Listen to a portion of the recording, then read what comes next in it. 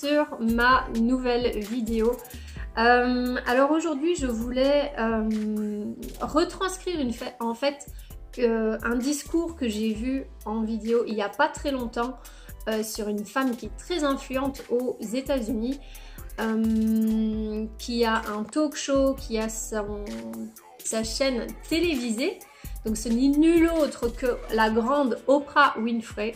Je ne sais pas si tu connais ce personnage américaine qui est juste, voilà, c'est une icône justement aux États-Unis. Et elle a fait en fait un discours dans une université où elle a parlé en fait de 3 points qu'elle voulait vraiment mettre en avant pour les nouveaux diplômés qui allaient rentrer dans le monde. Donc voilà, je voulais vraiment, ça m'a marqué en fait, j'ai trouvé ça très intéressant et du coup je me suis dit je vais retranscrire ça ici dans cette vidéo.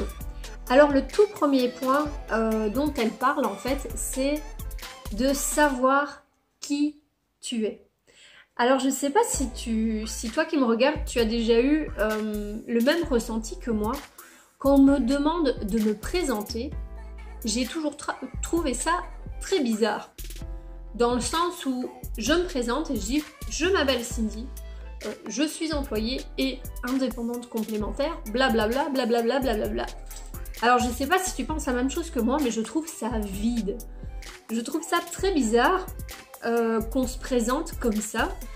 Dans le sens où c'est pas ça que je suis, c'est pas ça qui détermine qui je suis. Mon prénom, c'est un prénom qui a été donné par mes parents, c'est pas ce qui fait qui je suis. Mon boulot ne détermine pas qui je suis à 100% non plus. Donc j'ai toujours trouvé cette question un petit peu bizarre et je trouve que voilà, la première question qui est ici posée, qui est-ce que je suis? C'est une question très difficile parfois de vraiment réaliser, de se dire ok, qui est-ce que je suis réellement? Donc voilà, je t'invite justement à te poser vraiment sur cette question de manière bien réfléchie et posée et de peut-être pourquoi pas noter pour pouvoir faire un peu un travail sur toi-même. Donc quand je dis qui tu es, je parle pas non plus que du rôle de quelle femme tu es, de quelle maman tu es, de quelle fille tu es, frère, cousin, cousine, grand-mère, peu importe. Ou pas seulement quel avocat tu es, quel médecin, quel professeur. Non, non, non. C'est une question bien plus grande que ça. Qui es-tu vraiment ? Voilà, ça c'est vraiment le premier point. Et également, qu'est-ce que tu veux? Qu'est-ce que tu veux au final dans la vie? Tu veux pas juste avoir du succès comme ça dans le monde, c'est pas juste laisser un héritage, pas uniquement financier forcément. Et elle a sorti en fait une phrase que j'ai trouvée mais juste puissante, qui est celle-ci, que pour elle, ce qu'elle veut dans le monde, ce qu'elle veut pour elle, c'est d'atteindre la plus haute et la plus véritable expression d'elle-même en tant qu'être humain. Boum. Ça, c'est de la phrase, hein. J'ai envie de dire waouh, waouh, c'est puissant cette phrase. Donc je répète parce que je suis sûre que là tu te dis pas mal. Donc pour elle, son but, c'est d'atteindre la plus haute et la plus véritable expression d'elle-même en tant qu'être humain. Voilà, moi je trouve que cette phrase est juste parfaite, nickel. Et au final, qu'est-ce qu'on veut dans notre vie? Il faut pouvoir avoir cette vision, je pense, dans la vie. Même si on n'a pas le plan, c'est pas grave. Même si on n'a pas un plan bien précis de comment, où, quoi, comment, pourquoi, le plus important c'est la destination. Alors moi, un truc que j'ai remarqué, j'adore rouler, je suis une vraie vagabonde, j'adore rouler.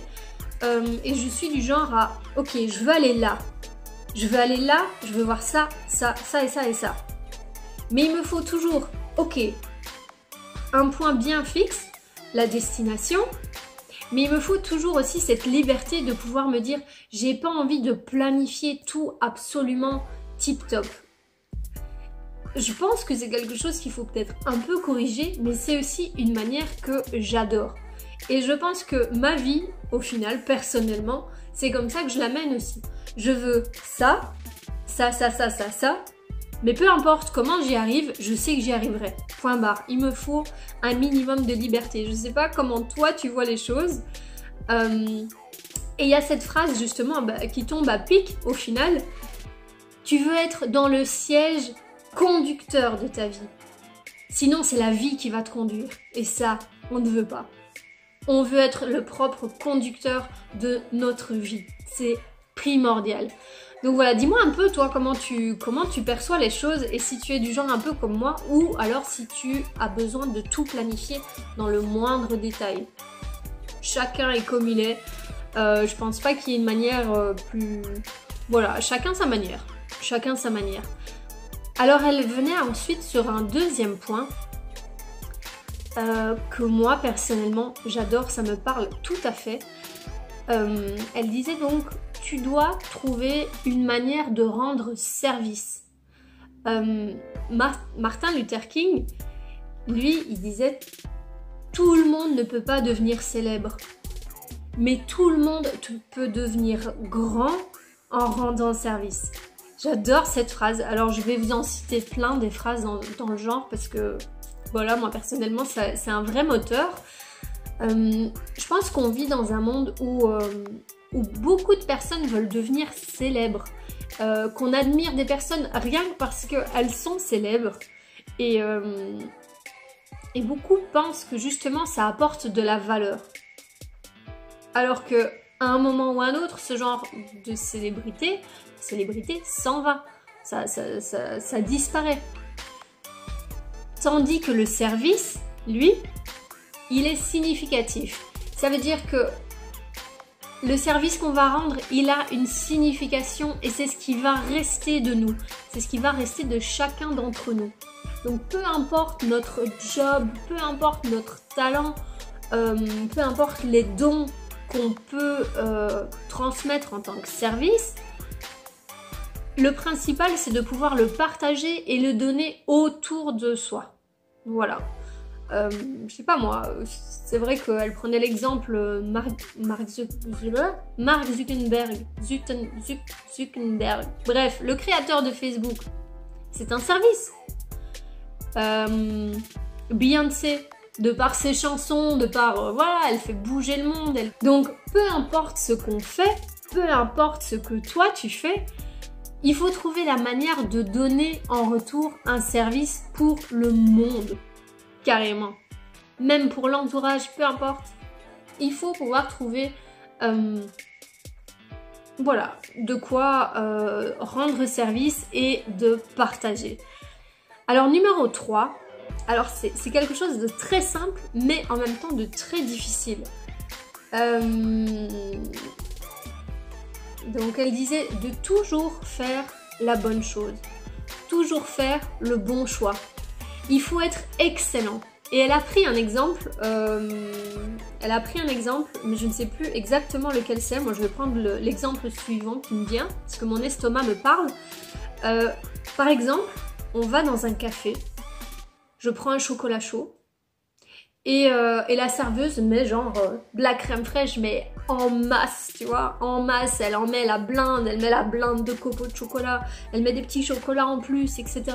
Sans que ce soit un supplément en plus à payer. Qu'est-ce que tu te dis? Ouais, mais waouh, mais je vais revenir ici. J'adore ce service. J'adore ce service, j'adore l'excellence qu'il y a ici. Waouh, ça marque.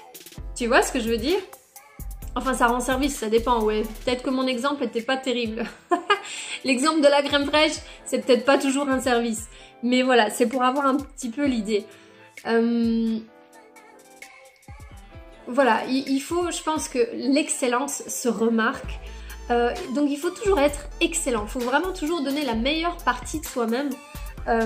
Et voilà, de faire justement de l'excellence sa marque de fabrique. Donc quand on devient excellent, je pense qu'on devient inoubliable. Et au final, c'est ce qu'on veut tous. On veut pouvoir marquer les esprits, on veut pouvoir être inoubliable et laisser sa marque. Donc voilà, il faut sortir un petit peu de la masse et voilà, et être inoubliable et laisser notre empreinte. Pour ce qui est de faire les bons choix, parfois les autres pourraient nous dire écoute, non, tu vas faire une bêtise, tu vas droit dans le mur, c'est pas le bon choix. Peu importe, ça doit être le bon choix pour toi, uniquement pour toi, même si c'est une connerie, pas de censure, mais que tu sens que c'est ça que tu dois faire et que tu veux faire, alors c'est ce que tu dois faire. Tu dois pas commencer à écouter ta tête, sinon c'est foutu. Il faut écouter là-dedans, là-dedans. Il n'y a que ça de vrai, je pense. Sinon, une fois que le rationnel prend le dessus, c'est foutu. Il faut vraiment écouter ses tripes, il faut écouter son cœur, et c'est de là que ça ressort. Le fait d'être sûr qu'on ait fait le bon choix, c'est de sentir justement la paix qu'on a à l'intérieur de soi. C'est de se dire, une fois qu'on a fait le choix en question, ouf, c'est bon. Vous allez sentir cette paix intérieure, c'est sûr et certain. Et là, vous allez savoir que oui, vous avez fait le bon choix. Et ça n'arrive peut-être pas directement, mais ça arrive peut-être un petit peu par la suite. Donc voilà, faut rester patient, je pense. Voilà, et je pense que chaque personne ici qui est en train de regarder cette vidéo a un potentiel de dingue. Pour moi, chaque personne a un potentiel peut-être encore inconnu pour accomplir des belles choses. Mais il y a un prix à tout ça. Il y a un prix à tout ça.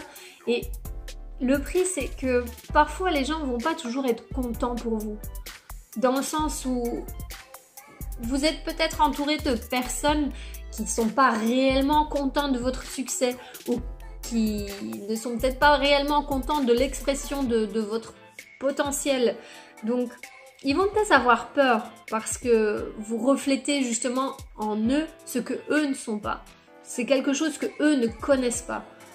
Donc, je vais plutôt dire de laisser tomber, de ne pas vous tracasser pour tout ça. Je vous ai fait une précédente vidéo où pour moi l'importance des gens qui nous entourent est primordiale.